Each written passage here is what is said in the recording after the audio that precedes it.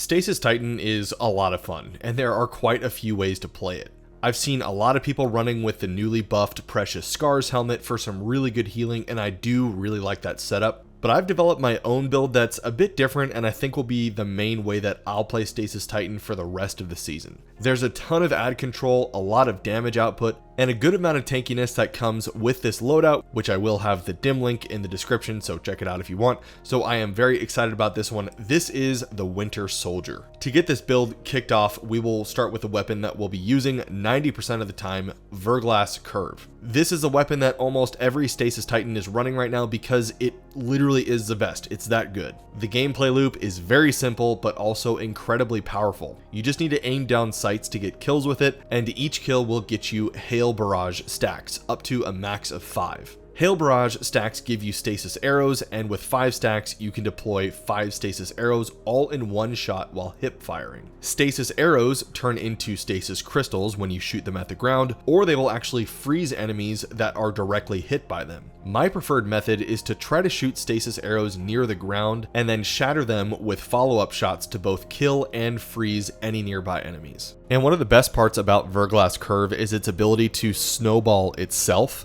So you rack up however many Hail Barrage stacks you want, you get those stasis arrows, shoot the stasis arrows at the ground, and any kills that you get with those stasis arrows from the shattering of the crystal or the enemy will reconvert back to Hail Barrage stacks again. So you can kind of do this in an endless loop of Hail Barrage stacks and stasis arrows. It's awesome.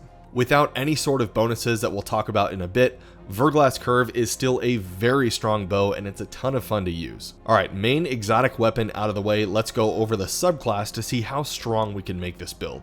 Glacial Quake will be the only super that we can go with here, and it really is just awesome how you can completely change the landscape of wherever you're at. Just stasis crystals out the wazoo. The damage output is good from most bosses, but it really will shine in those cases where you're just completely overwhelmed with ads and you've got to control and kill them quickly. Moving on to our abilities, you're going to want to go with Rally Barricade here for the quicker cooldown with the exotic chest piece that we'll be running, but we'll get to that in just a second. Shiver Strike is our only melee option, and we will be primarily using this to destroy the stasis crystals that we'll be bringing in, and it's also kind of good for getting you out of danger every now and then. For the grenade, obviously we will be going with the Glacier Grenade for another guaranteed source of 5 stasis crystals. This grenade is very strong, it can freeze enemies, it can do a lot of damage, and we're going to buff it up in a little bit as well. But moving on to our aspects, this is where I'm going to start to deviate a bit from other builds that I've been seeing at least. Most people from what I've seen have been using Howl of the Storm, but I've just never liked it. My preferred aspect has always been Diamond Lance. Diamond Lances are super easy to spawn in. There will pretty much 100% of the time be one available for you to grab, since all you need to do is get a shatter kill from any stasis weapon or ability, which you'll be doing all the time. You can either throw the Diamond Lance right at an enemy to freeze it on a direct hit,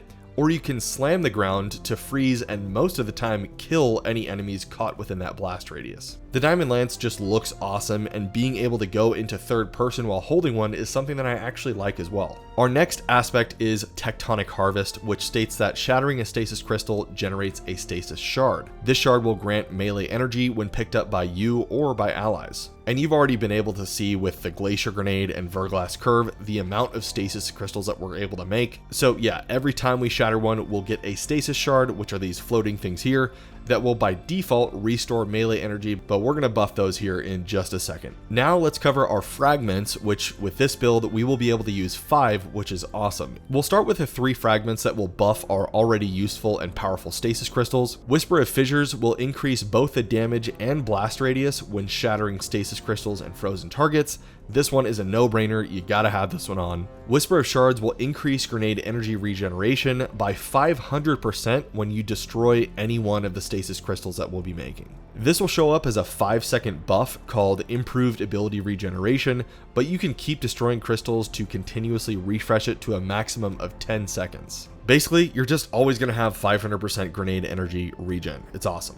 And for our third fragment, we will go with Chains, which will give us 40% increased damage resistance anytime we're within 10 meters of any stasis crystal or frozen target. So yeah, 40% damage reduction like all the time as long as you're running this build correctly. Next, we'll use a couple fragments that will buff our stasis shards. Conduction will have those shards track toward you from what I believe to be about 10 meters away, so a decent radius. This way you won't need to worry about running all the way over to each one to pick them up. They just track right to you. And lastly, Rime will have all of those stasis shards replenish 5 HP or overshield, depending on where your current HP is at. And 5 HP doesn't sound like a lot, but when you're shattering like 20 shards within 20 seconds, it's a lot of HP that you're continuously getting. It's almost like a passive heal. All of these fragments, in my opinion, work absolutely perfect, so I really wouldn't recommend deviating too much, if at all. Next, let's go ahead and cover our exotic armor, Hoarfrost-z. This is such a simple exotic, but it's great because it changes your normal barricade into a stasis crystal wall, which is hilarious because it's yet another way to generate them. And kind of circling back to the beginning of the video, this is why we want to pick the rally barricade here, because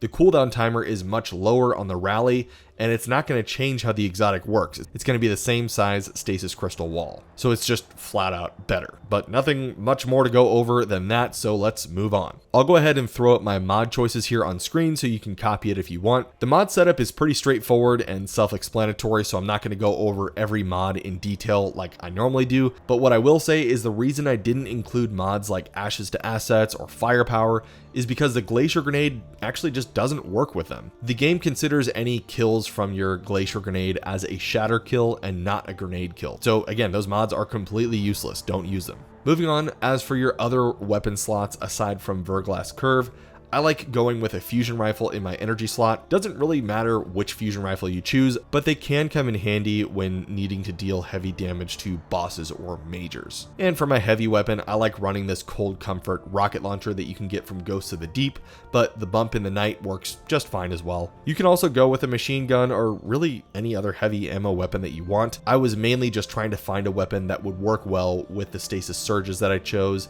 and this Cold Comfort did great in my testing. We'll finish up with the artifact as it will add even more bonuses to the build, but the only two that really matter here are Pillar of Ice and Hail the Storm. Pillar of Ice will automatically spawn another stasis crystal anytime we kill an encased or frozen target. And Hail the Storm will increase the shatter damage we deal by 10%. It's not a huge damage increase, but the second part is what I really like. Each shattered stasis crystal will launch shards of ice outwards that will slow and freeze anything they touch. It's a flat out buff to all of our stasis crystals, and it's a necessity for making this build as powerful as possible. There's no reason not to have this equipped. And yeah, that's the Winter Soldier, or the main way I will be playing Stasis Titan for the next 6 months, unless we get another stasis overhaul or something like that. This build is a ton of fun, it's very powerful, and you should absolutely try it out. And this is a fashion setup I went with, so feel free to copy this if you want.